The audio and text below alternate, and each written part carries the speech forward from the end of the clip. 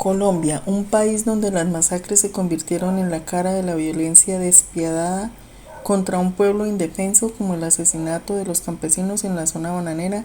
en Ciénaga Magdalena en 1928. Todo comenzó desde el día 11 de noviembre en que se lanzó la huelga, la segunda luego de un intento 4 años antes.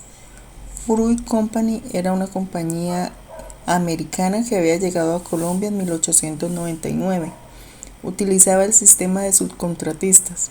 por lo que ignoraba las peticiones que hacían los obreros, quienes reclamaban salarios justos, mejores condiciones laborales. Ante la nula respuesta de esta compañía,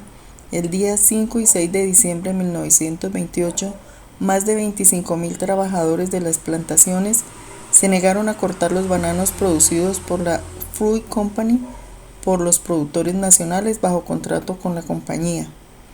A pesar de la presión, la Fruit Company y los huelguistas que marchaban pacíficamente no lograron llegar a un acuerdo. El gobierno del conservador Miguel Abadía Méndez veía en estos sindicatos la revolución, las asimilaba con las guerras civiles del siglo pasado y alimentada por las nuevas ideologías de izquierda, por lo cual dio orden al ejército de intervenir en la huelga, los cuales asesinaron a un número indefinido de trabajadores. El resultado fue que no hubo la revolución ni tampoco la ansiada insurrección. El aparente empate fue resuelto por un liberalismo reformista que tomó en sus manos el poder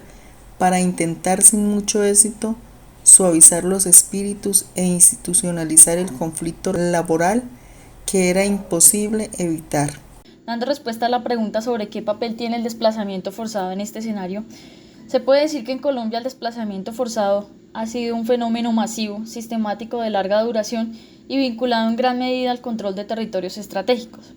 Esta característica evidencia que, más allá de la confrontación entre actores armados, existen también intereses económicos y políticos que presionan el desalojo de la población civil de sus territorios,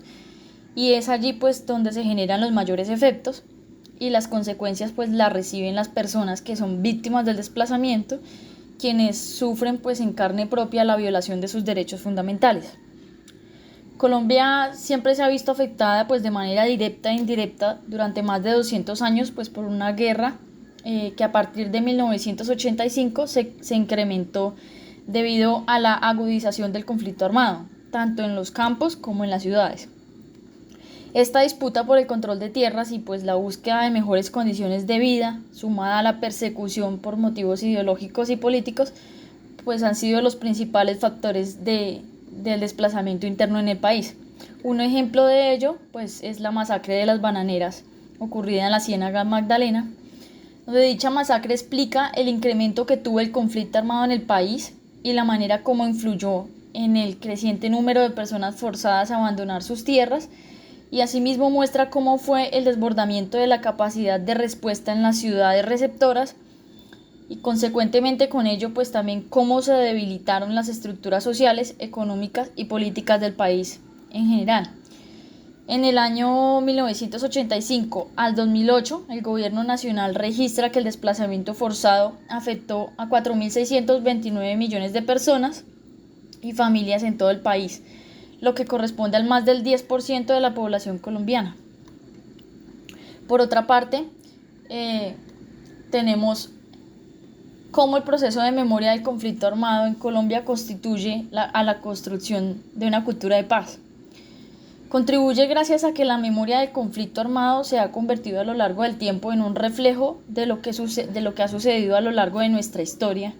en torno a la violencia, y asimismo nos habla de la transición hacia la superación definitiva del conflicto armado y de las expresiones de violencia que implica la realización efectiva de los derechos de la verdad, la justicia, la reparación de víctimas y también la garantía de la no repetición de los graves crímenes que se cometieron. La construcción de la paz debe expresarse en una esfera política y en los asuntos públicos, en la convivencia ciudadana y también pues en los ámbitos sociales, comunitarios y privados, a partir de diferentes prácticas como el ejercicio de los derechos y las garantías para la oposición, el reconocimiento de la diversidad y la resolución pacífica de los conflictos, pues en pro de un compromiso con la realización de los derechos humanos. Así pues, la memoria histórica aporta una dimensión fundamental en la transición hacia la paz, la del conocimiento y el reconocimiento por parte del Estado y la sociedad de los hechos de violencia ocurridos. Por lo tanto, la construcción de la paz tiene como fundamento el reconocimiento del horror, la violencia, los daños causados a las víctimas y al tejido social, la aceptación de las responsabilidades, como también pues la reparación a las víctimas y la transformación de imaginarios sociales, culturales y políticos que legitimaron la violencia y la vulneración de los derechos en el pasado, así como la profundización de una justicia restaurativa que permita hacer vínculos sociales y la convivencia pacífica, cambiando el ciclo de los odios y las retaliaciones que digamos que son los pilares que han alimentado el conflicto armado a lo largo de la historia.